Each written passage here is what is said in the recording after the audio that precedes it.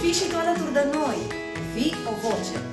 Noi, colectivul clasei a 4C a Școlii Gimnaziale din Ilie Cantunie din Baia Mare, alături de generația Dori Kids, vă invită să fiți uniți. Haideți să fim cu toții o voce!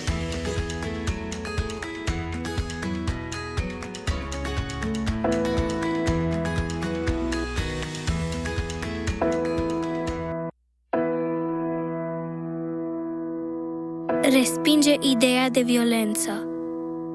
Alege să comunici fără să rănești. Bullying-ul face tot mai multe victime în rândul elevilor, atât în mediul fizic, cât și online. Spunem stop agresivității. Astăzi suntem o voce. Ai fost creat să apreciezi, să-l înțelegi pe cel din jur. E diferit, dar un ca tine e, să nu rănești. Suntem uniți și azi cântăm un glas să fim, să ne auzim, toleranță și speranță noi, să dăruim celor din jur.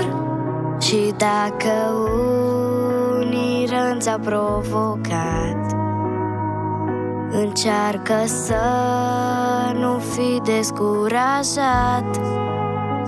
Nu face victime în jurul tău, căci vei răni și mulți vor suferi.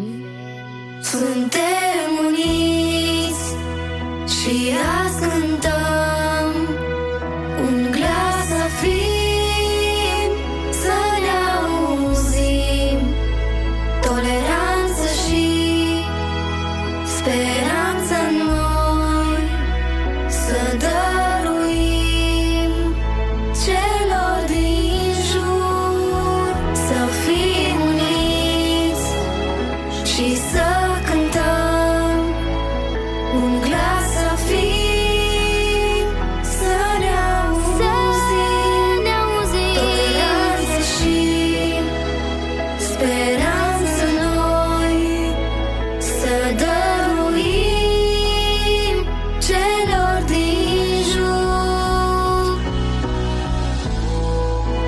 Dacă ești înțelept, pentru tine ești înțelept. Dacă ești batjocoritor, tu singur vei suferi. Tratează pe cei din jur cum ai vrea să fii și tu tratat.